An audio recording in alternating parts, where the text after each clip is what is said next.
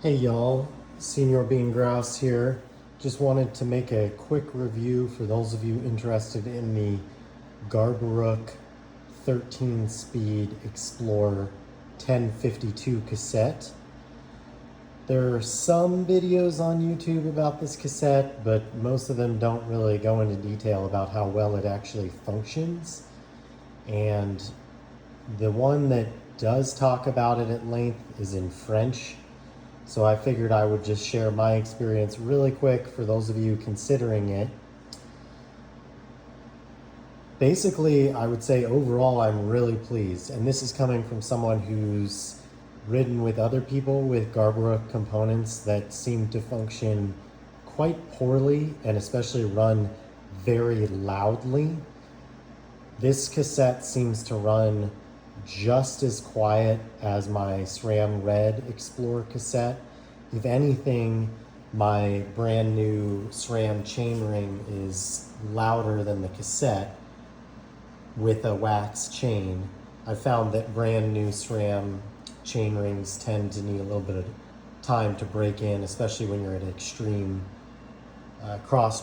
chaining of the cassette. But overall, the cassette functions really well. The shifting is excellent. I don't notice any significant difference between my red cassette and this one. And I think that probably speaks to just the quality of engineering and design with the 13-speed Explorer. You know, if you look at the SRAM Red cassette, like the tooth profiling is very basic, and yet it shifts so well under power, very fast, way faster than transmission.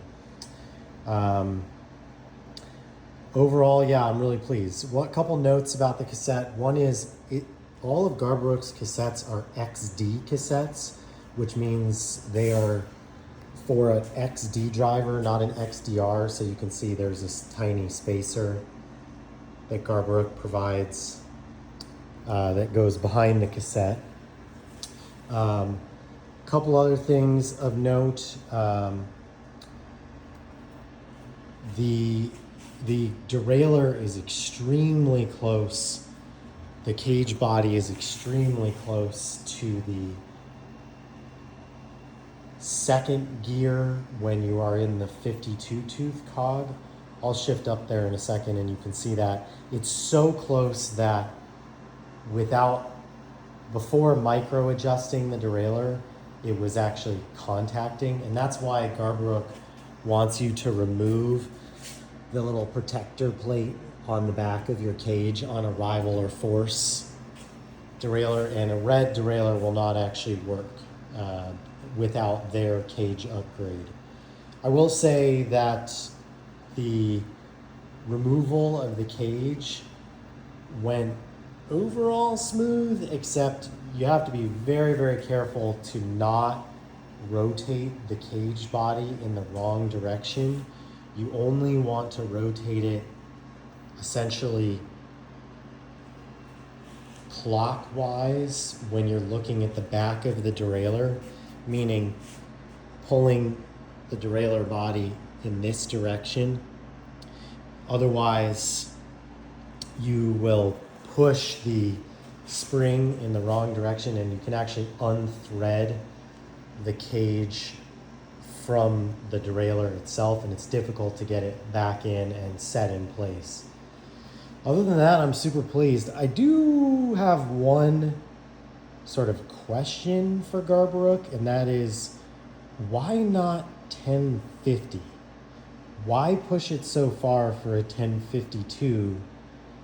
I mean, it's a gravel bike. Do you really need those extra 2 teeth when SRAM says that these derailleurs are really only good for 46 teeth? But obviously, like I said, it works fine.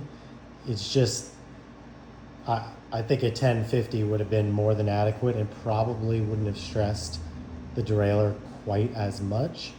But I'm super pleased with it. And you still have 3 one-tooth jumps on the high end of the cassette, which is considerably better than any 12-speed cassette made by SRAM. So to me, this is the new money mullet setup if you're wanting big gearing on a gravel bike.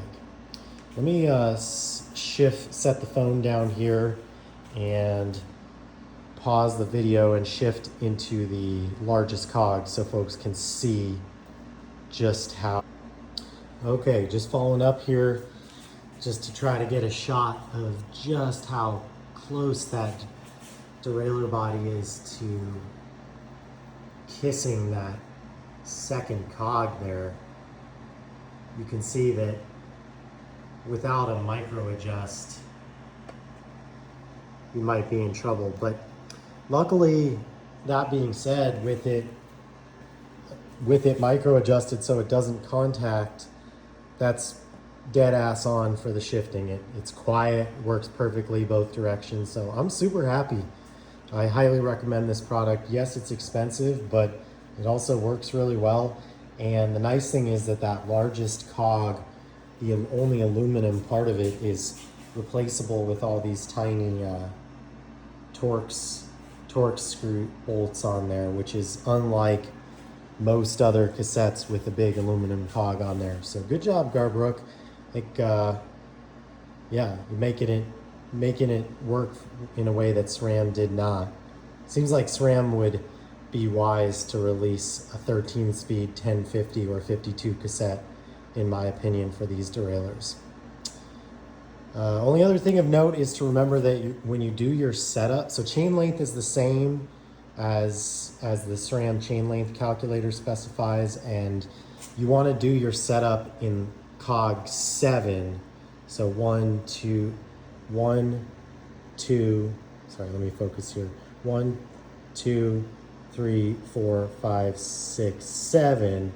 This is your setup cog for a Garbaruk, whereas on a SRAM cassette, it's cog 6, typically, the one with the red plastic. So, all right, if you have any questions, just comment below. Thank you.